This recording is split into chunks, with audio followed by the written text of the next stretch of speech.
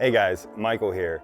We've got Ian, the guy in the background, who is super helpful because I know how to do like no editing, and literally if it wasn't for Ian, I could make none of this content.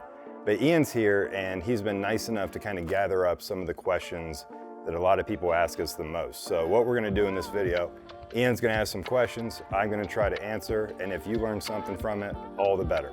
So make sure you stick around for some of these questions that are coming up next.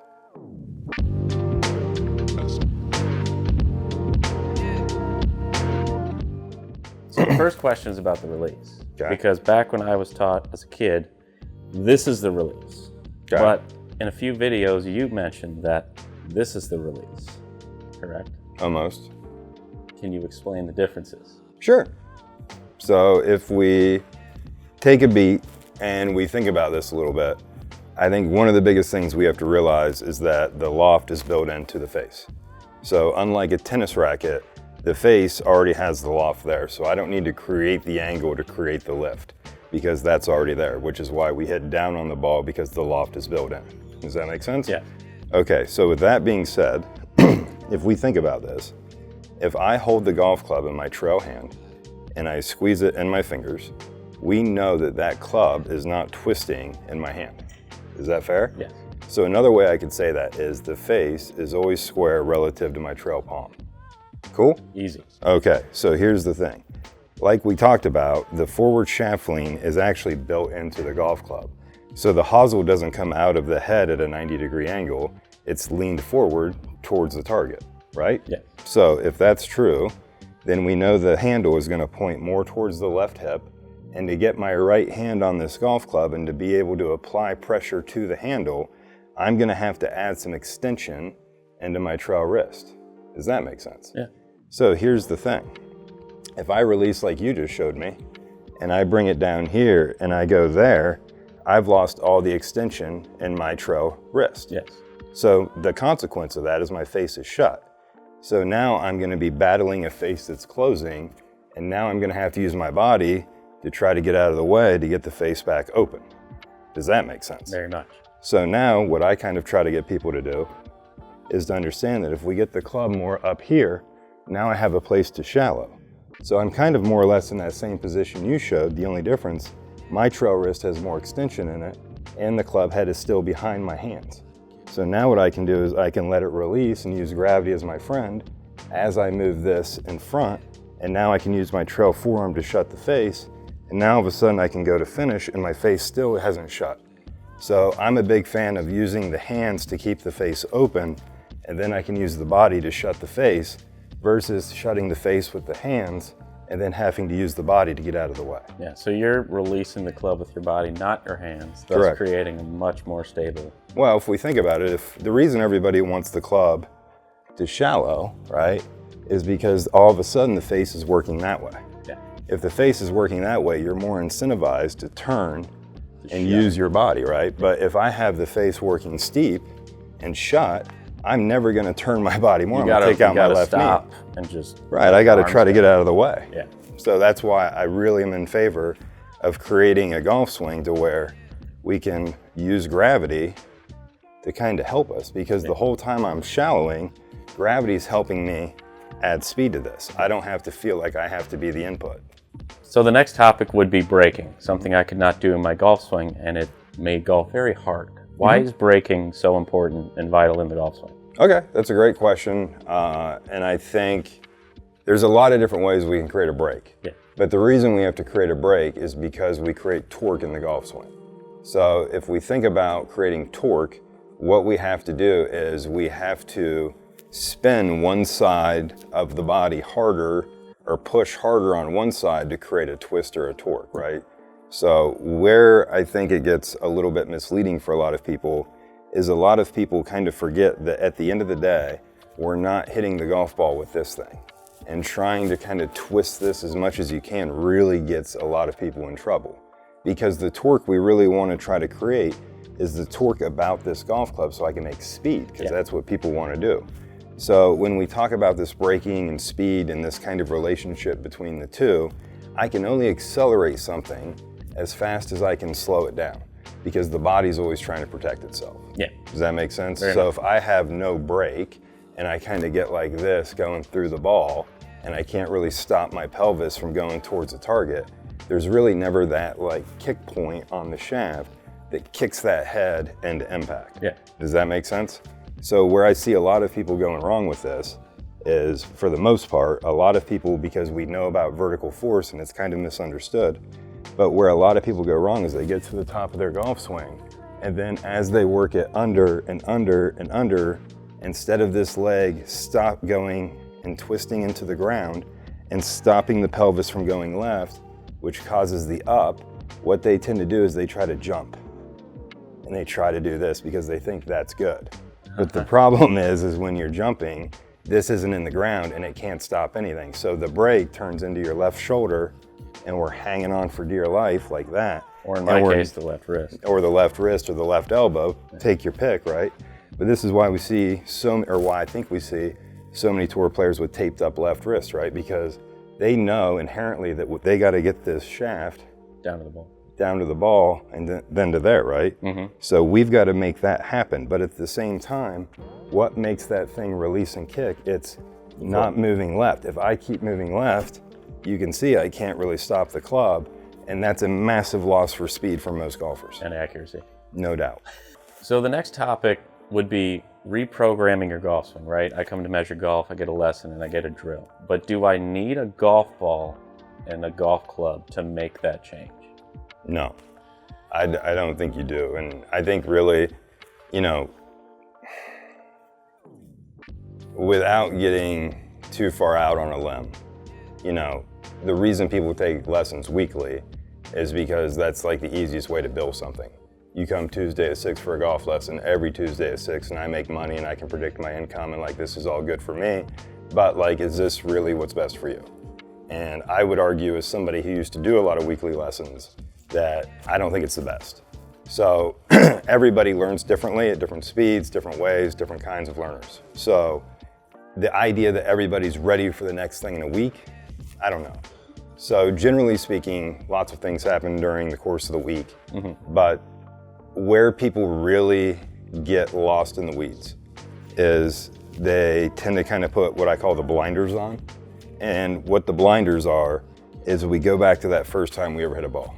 And it's all about hitting the ball. And it becomes very ball-centric. So what I mean by that is we have this ball here that we're gonna hit, and I'm gonna hit it, and like assuming that it feels pretty good, and assuming that it goes relatively towards my target, I'm gonna kind of tell myself, yeah, man, we're onto it, we're doing the right stuff. And I really become a slave to the golf ball. Does that make sense? Now, the thing is like, if you start worrying about that and make that the primary focus, which you should do when you're playing golf, right? But when that becomes the ultimate outcome and the ultimate predictor of success for you, the problem is you're gonna start defaulting into old patterns. So like an old pattern for me is I just get the club way too far inside and then I gotta steepen it and try to get it, it's a mess, right? So like, that's how I kind of learned how to do it and did it a whole lot and really beat it into the nervous system. So for me, like, I have to always be leery of that. So you've played golf with me, other people have played golf with me. My rehearsal is always this like super upright kind of move in the backswing because I know that I need to go more that way because naturally I want to go in. Yeah. Does that kind of make sense? Sling it. Right, for sure. So at the end of the day, I think where video gets a bad rap is that it's useless. And it's not useless, it's just not necessarily the best thing in every situation, depending on what we're looking at. But if we have a camera down the line like most people do now, I think it's really, really important to understand like, hey, how is the head moving relative to the hands? And am I getting to a position to where I can actually shallow this thing? And am I seeing that kind of happen in my golf swing? And it's like, we can look at all the don't look at that. Like, that's not what the camera's good for. We need 3D and good 3D at that to kind of understand joint segments and like positions, if you will. But what we can do pretty simply is start using some video just to get a general understanding of like, hey, what does my golf swing look like? And hey, do I need it to go more shallow to steep, which doesn't really help very many people? Or do I need to figure out a way to make it feel like it's way more steep to shallow, which is going to help a lot of people start being able to use their body again. So to go on with this topic, can I use other instruments to reprogram my swing, such as resistance bands, any tools you have over here, like a towel even. Yeah, I mean, it's You don't need a golf ball I have to everything. always drill it into your Right, body, is like- what I'm trying to say. Yeah, I think here's the problem, right? As a coach, and as somebody who kind of prides themselves on kind of understanding a little bit about the anatomy and a little bit about the geometry and a little bit about these different things, I'm able to like go onto Instagram, right? And I see nothing but drills, right? I see nothing but drills. And it's like, I'm able to kind of look at that and say, okay, this drill is really good if I was trying to solve for X, or this drill is really good if I was trying to solve for Y. But the problem for the consumer is that they don't have any idea what's good for them. And then it's like really, really difficult because they all are actually pretty good drills. It's just which one's gonna give you the bang for the buck. Exactly. Right, so to answer your question, I've got everything over there that you can imagine. I'm very fortunate. A lot of companies are nice and send me cool stuff. And like everything is great. And it's just kind of like information on the internet. A lot of it is good information. It's just trying to figure out and being specific with, hey, what am I trying to do? And then more importantly, like, what are some ways to where I can create those feels and I can kind of manage those feels throughout the swing, because we feel things as human beings. So anything that you can use to kind of help you create a feel and get you a little less dependent on how it looks, I'm all for. Cool.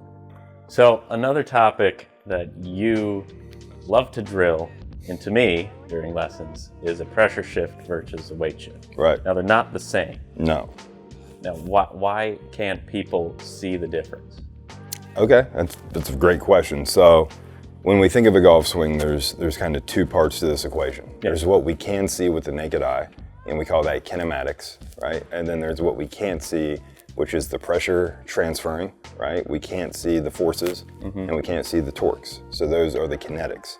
So there's definitely something going on that we feel as human beings, but up until, the addition of force plate technology, we really didn't have a very good understanding of. Correct. So long story short, like I said, every golfer has felt what it feels like to use the ground well. Yeah. Right? Like if they've hit good shots, we've had good players before we had force plate Correct. technology. Yeah. So these guys were kind of digging it out of the dirt, finding that feel and kind of working with that, even though they didn't really understand what they were doing. Does that make sense? Yeah.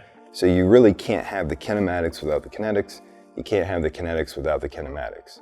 But here's kind of what happens when you're not sure of what's happening in the ground. You give some bad advice. So here's some of the worst advice that's ever been given in the history of golf. The bad advice is that your head doesn't move, or it stays down, or it just doesn't move, right? That is some of the worst advice ever, because what has been measured repeatedly on 3D motion capture, the best players in the world, is that the head definitely moves a little to the right. The head moves to the right, the head moves to the right, the head moves to the right. Now, here's the problem. If I'm told, don't move my head, and I try to make a golf swing, it's kind of hard. You're just stuck. I'm just stuck. Yeah. I'm not allowed to move. So now you're Mr. Haverkamp, right? And you can't make any speed. And you're like, oh, well, I hit it pretty good, but it doesn't go very far. And that's like not gonna get it done, right? No. So, okay, well, they go take a lesson. And now they're hitting the middle of the face, they're hitting it kind of straight, but it goes nowhere. And they're like, oh, it's okay, Mrs. Haverkamp, you just gotta shift your weight. Oh, okay, I'll shift my weight. By the way, shift your weight, second worst piece of advice ever given in the history of golf. You do not shift your weight, okay? You transfer your pressure. There's a shift represents side to side. Side to side is a horizontal force. Pressure is 1D, one-dimensional, which is up and down relative to the center of Earth, which is underneath your feet. Yes. So, long story short, I promise you that we do not want to feel like we're trying to do this to the structure of the body. So here's what happens. Mrs. Haverkamp is hitting it real nice. Oh, gee golly gosh, that's a good one. Okay, that's real nice. And now she's told, okay, Mrs. Haverkamp, you're gonna keep your head still so you keep hitting it nice, but I need you to shift your weight. So then she goes for a swim and she holds her nose and she starts doing this. Oh, sliding everywhere. Because she's not allowed to move her head, right? And she just, oh, I'm shifting it now, good, Sonny. Oh boy. And now she falls over and breaks the hip, and that's the last Mrs. Haverkamp plays golf that year. So not only is she not getting better at golf, but now the club's not making money, everybody loses. Yeah. The worst thing out there is this idea that you can understand how you're using the ground without a pressure mat or without a force plate. Because like I said, you can't see these things. And to be perfectly honest, when I think I know what I see before looking at it, I'm wrong probably 40% of the time. So it's really important that we measure this, because one thing we know is that 80% of your available pressure has got to get into that trail side by P2. Okay, like that's what we know everybody that's good at this does. And it loads through the cuboid as well. So the thing is like most people are trying to take this long and kind of slow backswing, but dude, we got to get the work done early and we got to get it moving. Yeah. And that's the thing where a lot of golfers are kind of stuck in this old traditional model of take it easy versus like, hey, we're playing an athletic sport now.